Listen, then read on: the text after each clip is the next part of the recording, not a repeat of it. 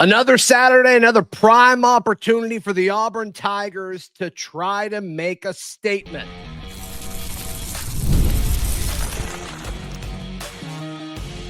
You are Locked On Auburn, your daily podcast on the Auburn Tigers. Part of the Locked On Podcast Network, your team every day.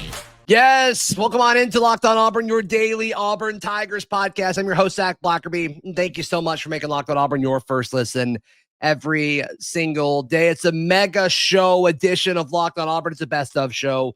I got a few clips of segments that we've had throughout the week. So I'll have conversations with Ben Taylor of the Auburn Network, Kyle Rush of The Barn, Spencer McLaughlin of Locked On College Football, John Neighbors of Locked On Razorbacks, and of course, Daryl Dapprich, the Montgomery radio legend himself. The Auburn Tigers take on Arkansas today. Here are several different conversations about the matchup. Ben Taylor hanging out with us of the Auburn Network family of stations. So just said it there. Auburn heads to Fayetteville. They are now an underdog, which thought the line might move. I thought Auburn being favored by 1.5 was right. No, they're saying Arkansas now favored by 1.5. Curious to see if the line moves even more as we get closer and closer to Saturday. But this is a game that Auburn should win on paper. I'm not picking them to win. As of right now, I would not pick Auburn to beat Arkansas because I'm not convinced that Auburn can't score because of talent. I think it's scheme. And so when you're going up against a defense that I think you are more talented than, Auburn's offense doesn't do the things that allow you to capitalize on talent. They don't throw 50-50 balls. They don't run it over and over and over again. They try to, be cute with all this different stuff, whether it's RPO or whatever. So I don't know if the lack of talent on Arkansas' side of the ball defensively, I don't know how much that's really going to impact Auburn. So until they do it, I'm at the point now where I'm going to have a hard time picking Auburn to do anything. I need people to wrap their head around this. I put it on Twitter or X or whatever you want to call it now.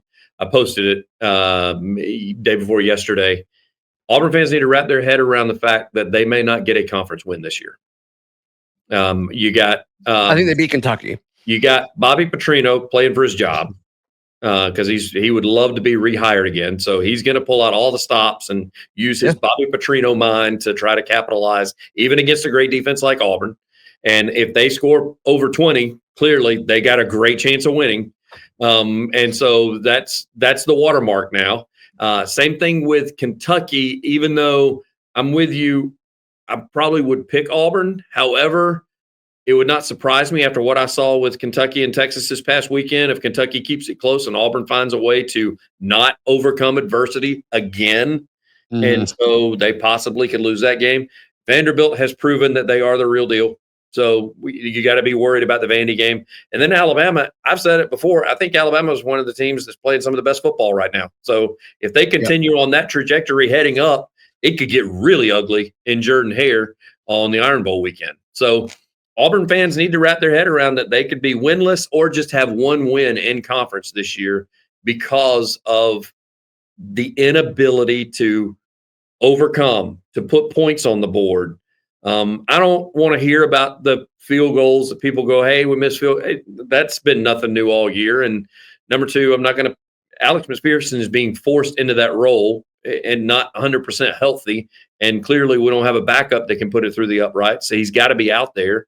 And, as you just said, even last game with Coleman's drop passes. So I'm not shocked that Arkansas is favored.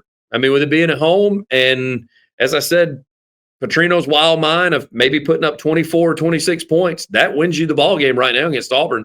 So unless Auburn decides to break out and do something different offensively, I think we're going to see the same old stuff that we've been seeing the last few games in conference play and remain 0 when we come out of Fayetteville this weekend. Yeah, that would be devastating. That would be devastating. And the lack of belief in the program would be at a new low for sure. Well, we said it last week, Zach, when you and I visited, that I thought this past weekend was a must-win game. This one's definitely a must-win game.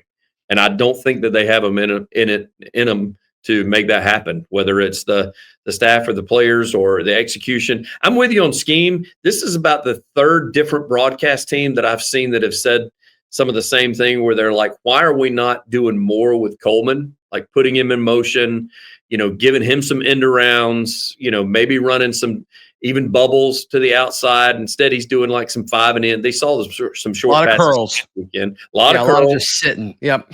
And so I'm with some of these broadcast crews where they're sitting there going, it's the whole thing. It's just like high school football. Find your best athlete on the field and give them the ball. Right. And I know that everybody wants to see the deep throw, and I'm fine with that. I'd like to see the deep one too. I mean, I know he missed one, but there are other ways to get the ball in his hands.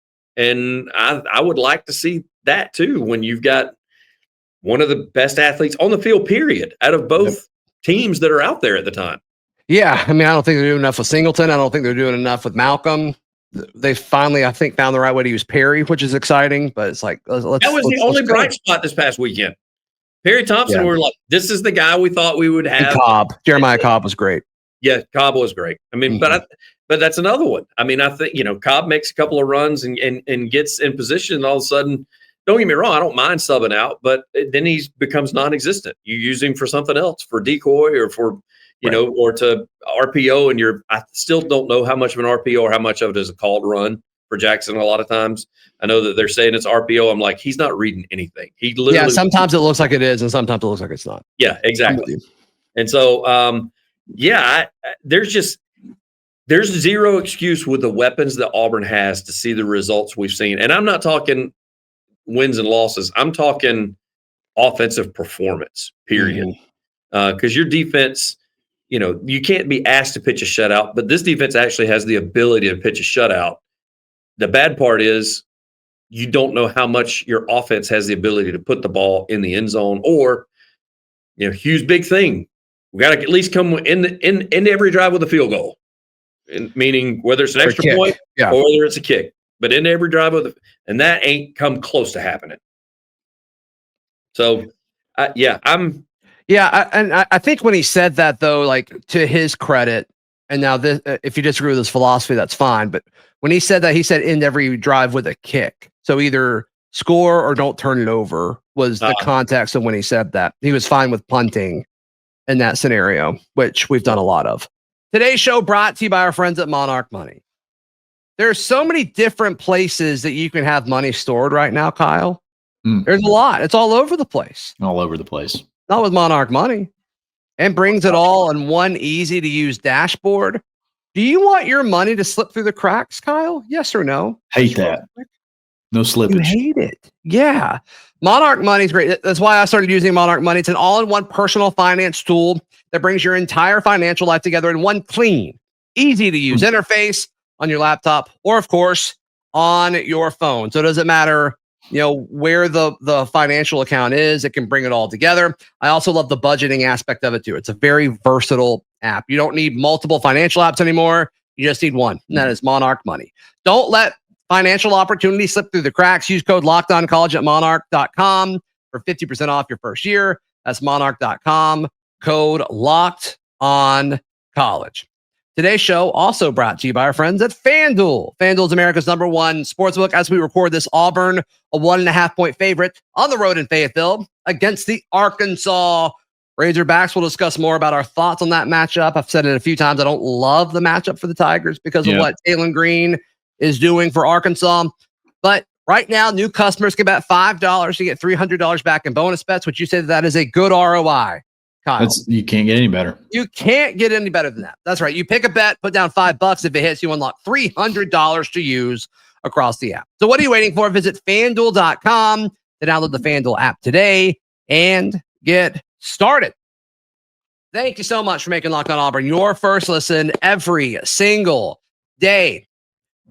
It was brought to Hugh Freeze's attention that, hey, you said previously at Tiger Talk that there was discussion and a plan to redshirt Ashton Daniels so he could come back for another season.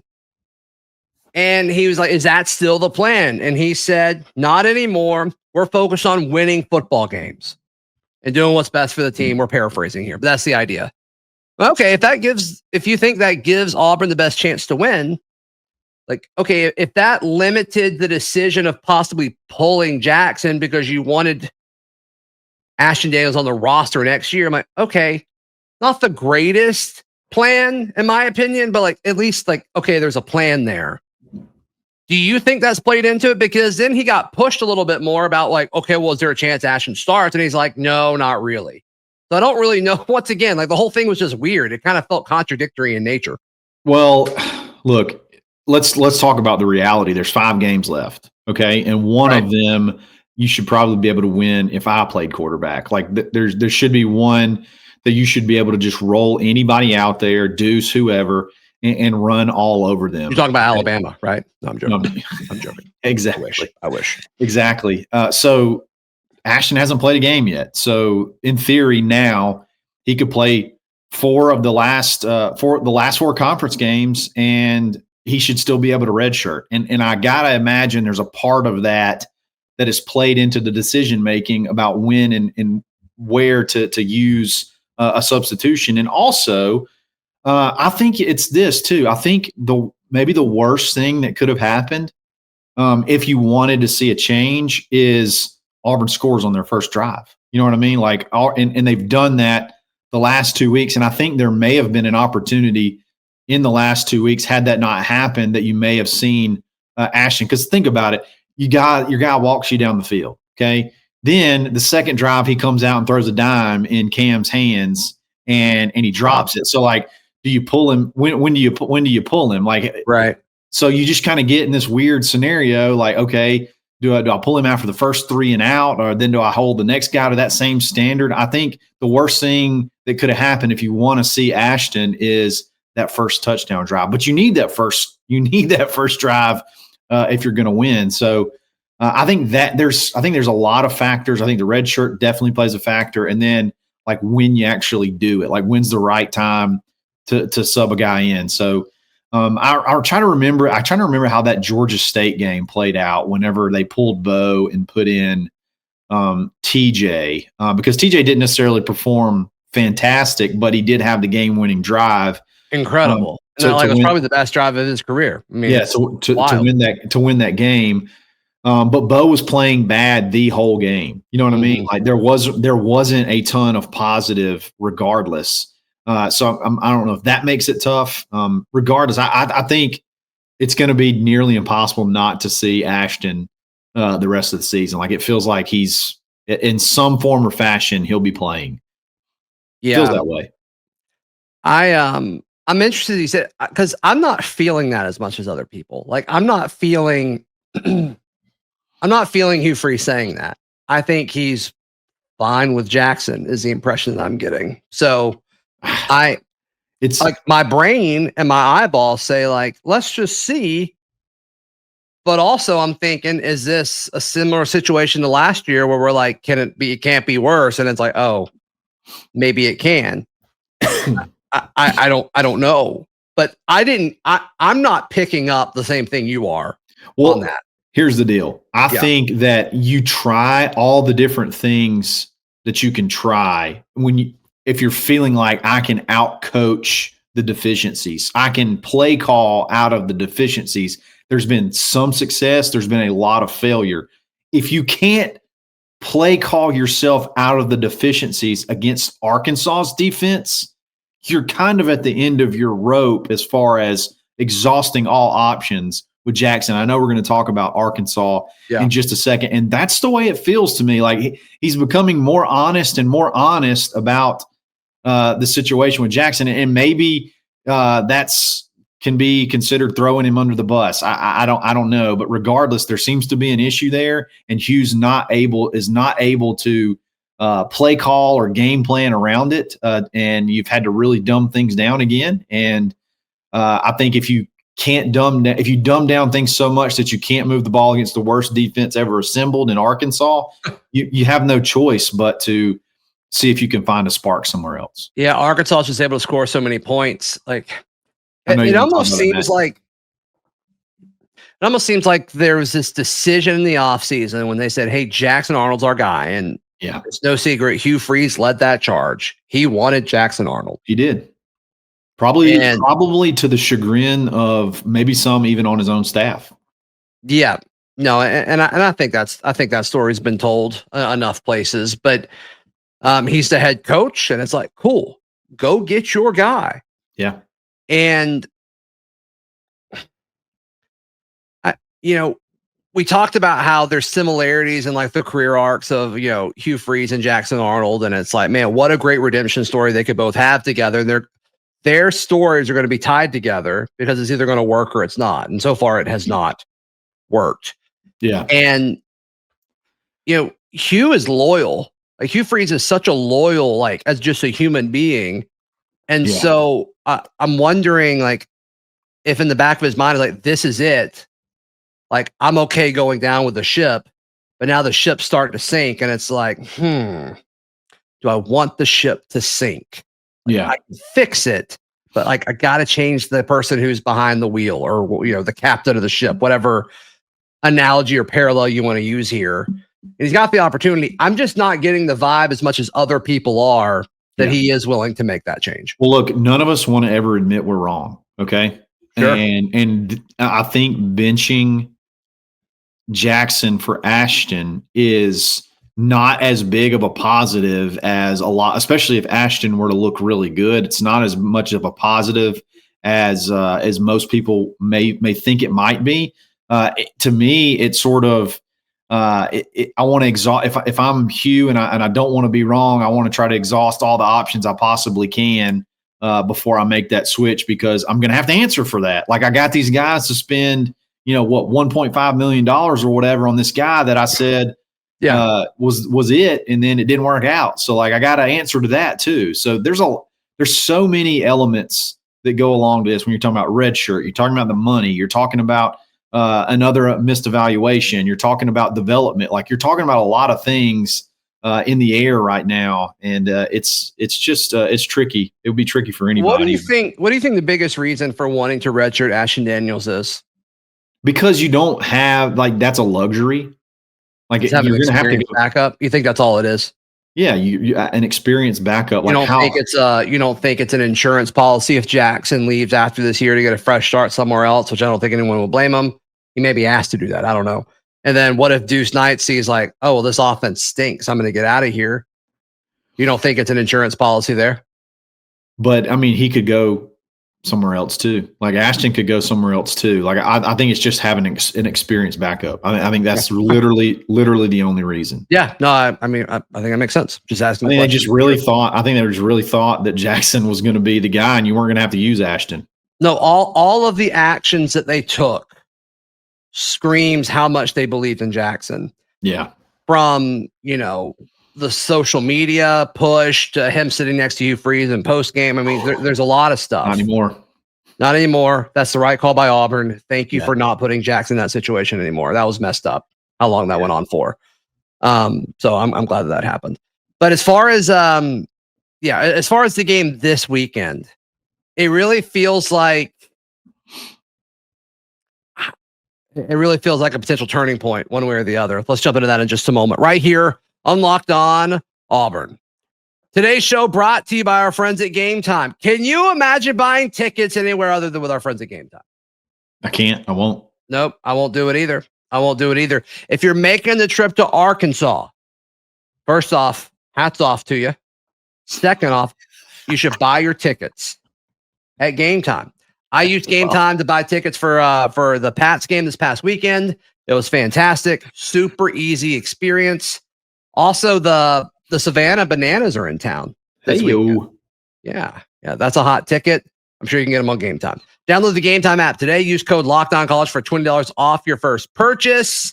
Once again, that's promo code LOCKEDONCollege for $20 off. Swipe, tap, ticket, go. Download the Gametime app today.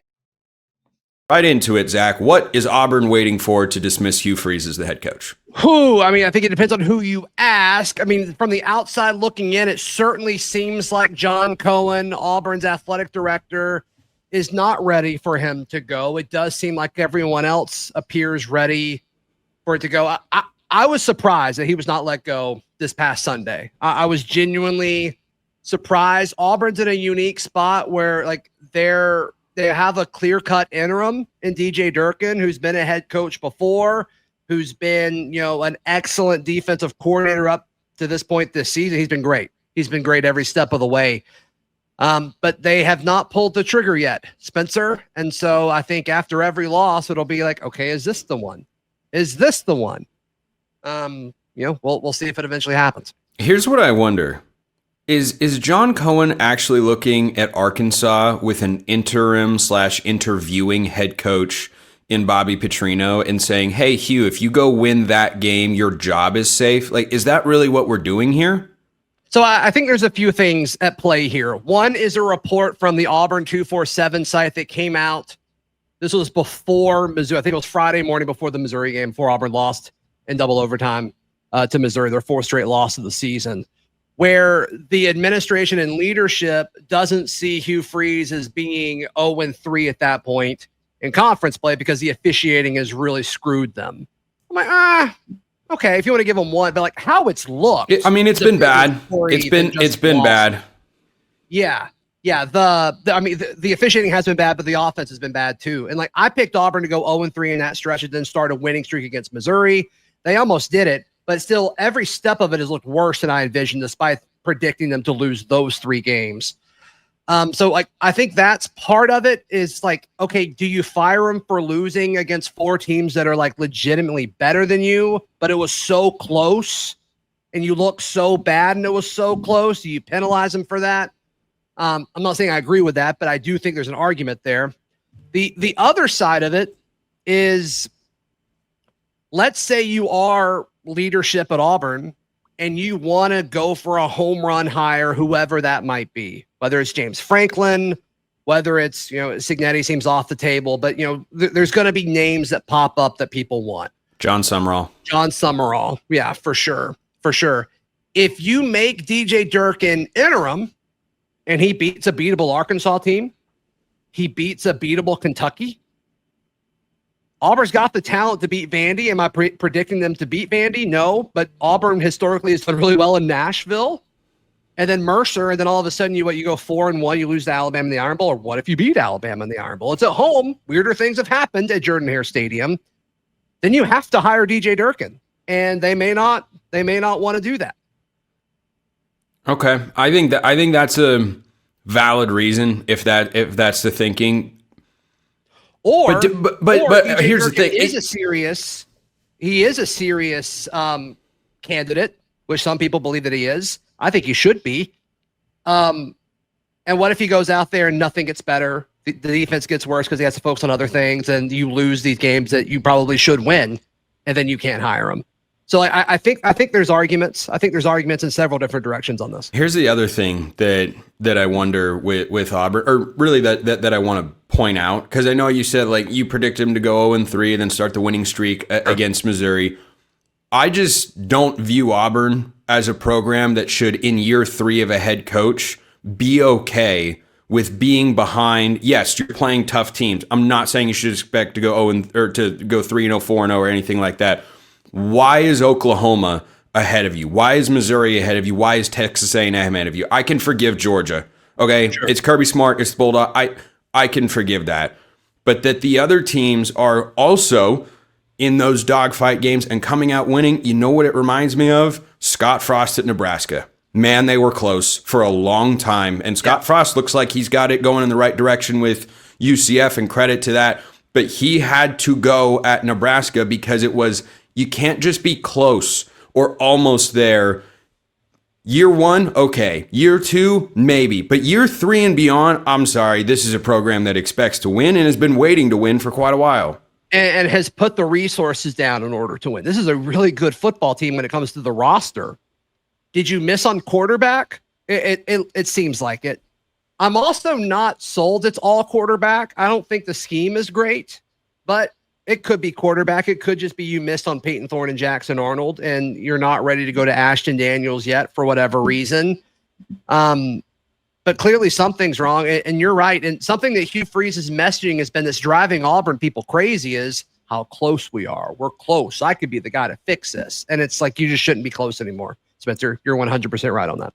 Yeah, and again, expecting perfection, I don't think is realistic with the schedule they have, but it just should No, but Auburn should have gone 2-2 over those 4 games. Yeah, 2-2, I think was the minimum expectation in year 3. But let's talk about this Arkansas game briefly because... no longer favored. No longer favored. Do you think that is an overreaction from the betting public to make the Razorbacks as the favorite? I mean, it's in Fayetteville.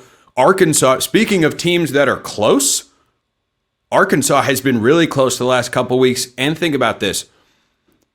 You hear a lot of talk going in every game about the motivation and where a team's head is going to be at. Nobody in the SEC as a coach wants/needs a win for the sake of his job security more than Bobby Petrino. Hugh Freeze's fate, I think, is already sealed. Bobby Petrino views himself as the interviewing Arkansas head coach. I think Petrino needs this win if he wants to get that title starting in 2026.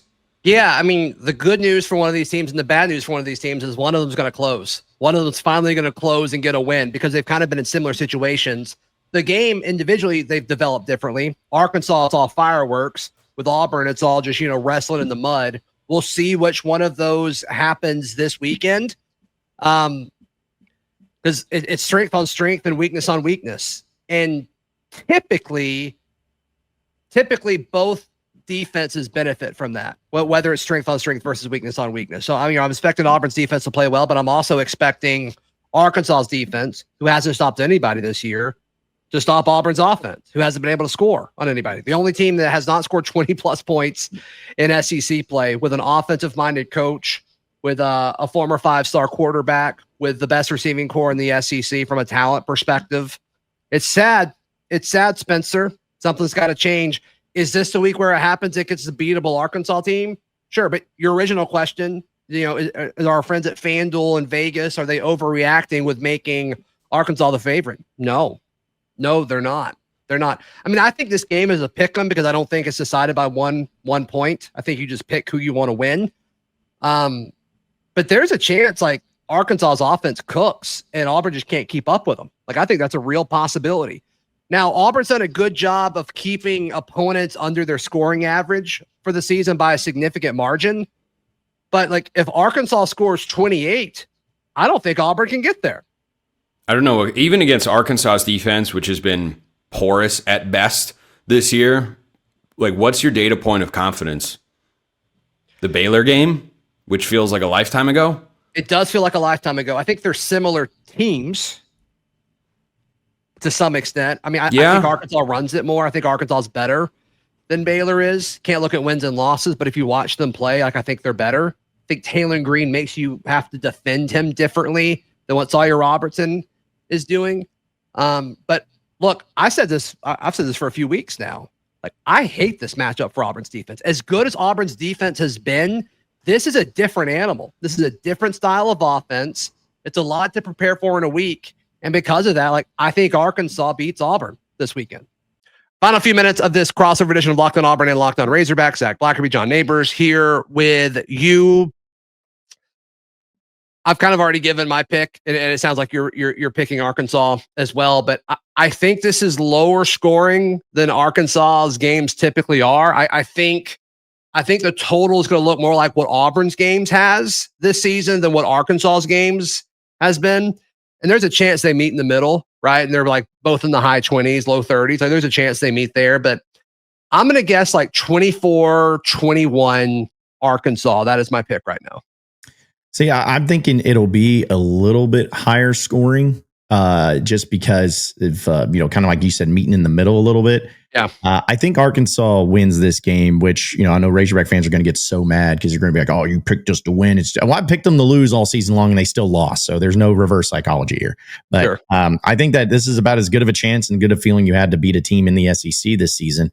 And I think Arkansas wins this one. I think they get to the 30-point mark. I think the final score will be 34-24 is what I'm thinking right there. I think. So what does that look like? Is it close for a minute, or does Arkansas, like you said, they score early and they just kind of hold the lead the entire time? What does that 10-point win look like? I think it's close. I think at halftime it's tied. It's like one of those things where it's tied at halftime, and then Arkansas just makes a couple of plays. Maybe they get a turnover, defensively, and I think that you finally have. Some plays make, because Taylor Green's really good, man. Like, he's a home run hitter, but he's a strikeout guy. He'll do some things that are incredible, but then he'll take a 20-yard sack. It's just, but I think that the way he's played late in games, especially, has been awesome. And I think that he makes some plays late in the game and kind of pulls away for Arkansas. Yeah, Auburn's done a really good job against mobile quarterbacks this season, but this defense has also done well against everybody. They're like holding opposing offenses to like 10 to 12 points below their average on the season. So does that continue this weekend? Like, what is Arkansas averaging per game? Do you know? I know it. I don't know off the top of my head, but I know it's well over 30. It's like 37, I think, 37 points. That sounds right. I was going to guess high 30s. Yeah. So holding them to 24-ish would be kind of on par for what Auburn's defense has done. I mean, Auburn's defense is really, really good. It's just such a waste. I mean, I'm sure it's the same way you feel about Arkansas's offense. There's a game last year when Auburn went to Kentucky and Hugh Freeze finally quit doing the RPO stuff, and he just called the plays that made sense with his personnel versus what Kentucky was doing defensively, and they just let Jarquez Hunter eat all night. He was incredible. Does he do that? Because I think if they call the game that way and let Jeremiah Cobb and Jackson Arnold run the football and just focus on winning, don't worry about getting Cam Coleman or Eric Singleton targets or snaps, but just focus on winning, Auburn will win this game. If they make this offense running focus with Jackson and Jeremiah, Auburn will win. I just don't trust Hugh Freeze to do that at this point. Yeah, I think that's if you are Auburn, like just the weakness of the defense for Arkansas is very apparent and very obvious. Just exploit that, and if you do and you're effective at it, you'll have success. I mean, because I don't think Arkansas is going to score on every possession offensively against Auburn's defense. I really don't, assuming that Auburn comes to play. But it's like, I feel that there would be more of a likelihood that this game is continues to be close and continues to go back and forth. But the second that Auburn makes and does Hugh Freeze things of, oh, I want this to happen though, and lets his pride get in the way, that's when the fall will happen in this game. Let me tell you something that's going to happen. Jeremiah Cobb's going to run like a 30-yard run, or maybe Jackson. There's going to be a 30-yard run or something. Maybe they get into the red zone. And then there's going to be like 3 straight passes, and there'll be a field goal attempt. Like that's the Hugh Freeze experience right now, sadly. Yeah, I know, and that will be something that Arkansas will take as a victory, because the craziest stat is Arkansas is giving up on average a half a point per play defensively.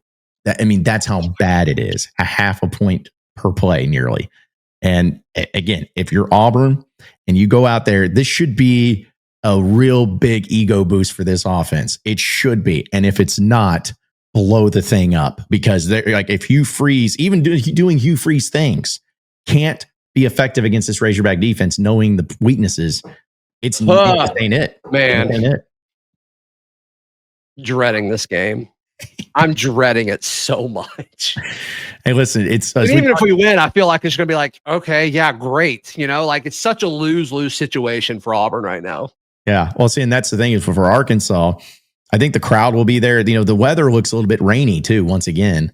So we'll see if that plays a factor into this at all. But, Arkansas has, again, played better. They've bought really all in. And I think it's just going to take that one win to kind of open the floodgate a little bit for them. They do that against Auburn. I think it's going to really, surpass them. But as we've talked about, the road team in this series always seems to play better than the home team more often than not. And Auburn's defense is legitimately good, and Arkansas has not faced a defense that good this season. Maybe besides a Notre Dame, but it should be fascinating to see how much this plays into both sides of the ball. For the Auburn fans making the trek to Fayetteville, drop a few recommendations on what they should do. We'll bring ponchos, do that. Also, there's a few places, like the Dixon Street area that's pretty close to campus. You can check that out. Don't go to Hogtown. Hogtown sucks. It's a place that's right there next to the stadium where they have like bands and music and stuff. It's too loud. It's obnoxious. But anyway, don't do that. But there's a lot of good local restaurants that you want to check out. Please give us a few. Give us a few local restaurants. Hugo's is good. If you can get in there, it's pretty crowded, but Hugo's is always a staple there in downtown Fayetteville. Check that out. I know Herman's is also kind of a staple there as well.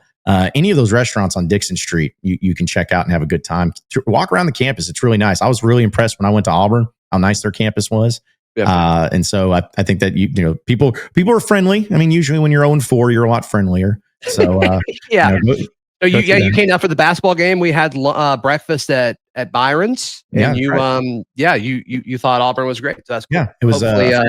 Was it Mama Goldberg's? I think is what it's called. The sandwich. Yeah, shop? the soggy sandwich. Yep. Yeah. Yep. So it's a good time. So I'll be curious. I think the fans will show up. I'll be curious to see how many Auburn fans show up to this. And unless they're just maybe Auburn travels, no matter what they do, they travel. Again, deserves better right now. Y'all can't be any worse than what we had to deal with Aggie fans last week. So I think it'll be all right.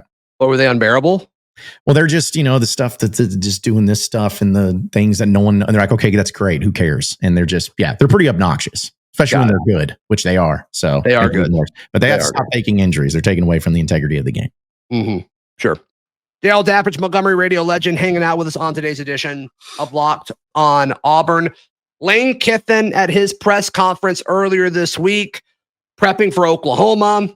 After watching the Oklahoma-Auburn game, he's like, hey, Hugh, you may want to change your signs. It's pretty clear they knew what was coming. This would answer several questions about the offense. He added like that the safeties breaking on slants, which they dropped that pick, which probably would have been 6 the other way if he would have caught it. It could have gotten ugly. But I think this is interesting, and like, what are Lane's motives in doing this? Does he want to embarrass Hugh? Does he want to call Hugh out? Is this just their part of back and forth or Lane's obsession with Auburn? I don't know. But if what he's saying is true, that is a problem. Well, for people that are driving down the road, I hope they don't run off the road when they hear my thoughts on this. Because typically I say that whatever Lane does is to troll Hugh Freeze. And I'm not taking that stance. A couple things. First of all, I think what he's doing is some gamesmanship with Oklahoma. I think he's given Oklahoma something to think about. If they do have signals or they think they know tendencies, he's making them overthink some stuff. So I don't think he's trying to show up Hugh in any way on that one. I don't think anything that he said is illegal, and I don't think he tried to insinuate that what Oklahoma was doing was illegal. I want everyone to understand the context of it is that he's saying they're really, really good at film study, and they're picking this up from watching film, not that they've got an eye in the sky or a spy during games. Anybody can watch film, and if you pick up tendencies and signals from film, good for you, right? So there's nothing that he is saying that makes it nefarious. Oklahoma's not doing anything wrong if they're doing that. I think it's gamesmanship to make them have something to think about it. My problem, and where I would have a rant about, is number one, why is it that an opposing coach has to tell you that? Why are you not picking that up yourself as an offensive staff? Why are you not looking and saying, that looks awfully much like they've got our signals, we better change them? Now, I'm not saying that I'm on the field and I know that if Hugh Freeze and staff after the game thought, they did, but obviously something's a disconnect. It's embarrassing that they wouldn't be changing the signals, and Oklahoma is able to get that from tape watching, from film watching. But I want to make sure everyone understands this. I had to do a little bit of research on this because I got the question a lot on X when I retweeted the video. People said, what does it matter with helmet comm? What does it matter if well, remember now, you can only communicate through the helmet with 15 seconds left on the play clock? Turns off at 15 seconds. It turns off at 15 seconds. So at that point, you have to hand signal if you want to change the play, or if defense lines up in a certain alignment and you want to change it in audible, whatever. So that's why it matters. And if they're not changing, again, I guess it's just another indictment of, I don't think the intent was to make him look stupid or to embarrass him, but it did come across as embarrassing that Oklahoma knew Auburn's signals, and why aren't they changing them from game to game? If you watch a game from week 3 and you have signals, by God, you better not be using them when you play Oklahoma. That's my point, is that it should change. And then when the guy asked Lane the question, do you change signals week to week? He looked at him and he said, that's a great question, and I can't answer that because it would give up a competitive advantage, which tells me, yes, they do. Yes, they do. And so, I don't know the whole backstory. I'm not in the staff meetings, but if that's the case, and Oklahoma was able to get Auburn signals from watching tape, that's unacceptable. Let me spin it the other way, if you don't mind. Sure. what if this is a thing and it's well known what we call in, and that's been it's gotten around Georgia, Oklahoma, A&M, Missouri. And if they say, okay, well, let's change how we communicate, whether it's signaling or however you're getting the plays into everyone. Because once again, the helmet comms, it goes to the quarterback. That's it. That's the only person they can talk to. What if they change that? And like that's one of the big things that are hindering this offense. Could that be a net positive? I'm really trying to bug here, Daryl. That's all. That's all that I'm trying to do. It would be I'm just good for the moment. No, it's a great question. question. It would be great for in the moment, and it would be great for in the future, but it would make you very frustrated that you laid some games and some points on the table. It wouldn't be the most shocking thing in the world, would it? Where it's like, oh, this is a detail, a pretty large detail, but like we've seen details kind of, some get overlooked, especially when it comes to communication. That's been a thing that we've heard, under Hugh Freeze since he's been here. So I kind of wonder, like, the reason I ask it, and I'm not believing this, but I am asking it because, like, I don't think it would be crazy if that was part of this. But how would that make you feel? It would give you hope for future games. And wouldn't it make you feel a little bit regretful about the games that it took, I feel regretful about the last 4 games anyway. I mean, but the what if I don't need any help feeling that way. Yeah, I mean, we can play there's so many what ifs, right? In the last 4 games. Anyway, there's officiating, there's special teams, there's drop passes. You could just add this to the collection of regret and reflecting back and go, oh my gosh, really? If you just would have changed the signs, that would be maddening. But it wouldn't surprise me. It would not surprise me one bit. But it's a great question. Oklahoma knew what Auburn was running? Absolutely. Go look at that film where they jumped the slant and was running towards the line of scrimmage when he went back to pass. It's not even a look downfield where you see a certain look or you see a receiver cut. He cut on the ball, broke on the ball before the receiver did. Before the receiver got out of his break. Do you think other opponents in the last 4 games knew what Auburn was running? I think that it would speak to the fact that when Auburn scripts things, they look so much better that first or second drive. And then when it's unscripted and things become a little bit more situational, they don't look, and especially in the second half. What if you're able to go in at halftime and look at film, look at iPads and go, look when they do this, when they do that? Well, we know that. What did he say about Georgia? We didn't change anything in the second half, remember? Kept running the same plays. So Kirby Smart and them looked at the iPads at halftime and said, if they do this, we do this. If they do that, we do that. And it didn't. And that's what they did in the second half. And Georgia was able to adjust. That to me, you know what's coming. I mean, I don't know. This has been Gary Patterson, the former TCU coach. Yeah. He does he's teamed up with Locked On. He's one of the panelists on our national college football show that we do on Amazon Prime every week. Seems like a great guy. He went on Locked On Ole Miss. I think this was last week or 2 weeks ago. And he was talking about with Hugh Freeze, they knew what he was going to run. I guess they played each other when he was there. He knew what he was going to run based off of where the tight end was. Oh, wow. Because they would have played at TCU and Ole Miss would have played in a bowl game, I think. Sounds right. Yeah. That makes sense. I mean, that makes sense. And this has been a perpetual Auburn problem. I don't want anyone to Peach Bowl in 2014. Okay. That sounds right. Yeah. And then TCU won 42-3. Sounds like he knew. It's like, I believe you. I believe you, coach. You know. Do you remember though how angry people used to get during the Gus era when the defense would be calling out the plays at the line of scrimmage, yelling them out too? I mean, it's just, I don't know. It's the life of an Auburn fan, I guess.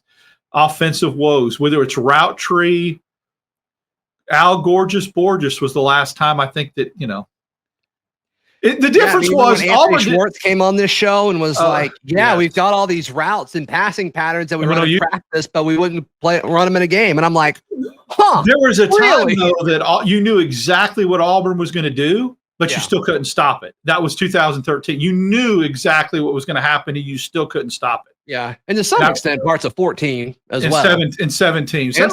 No, actually, 17 I don't know. That was like an actual offense. Chip Lindsey was in his bag. Yeah, he was. Yeah, he did some really good things. with Stiddy and Carry On and the Slayton. The throwback screening against Georgia was still one of the best calls. Iconic.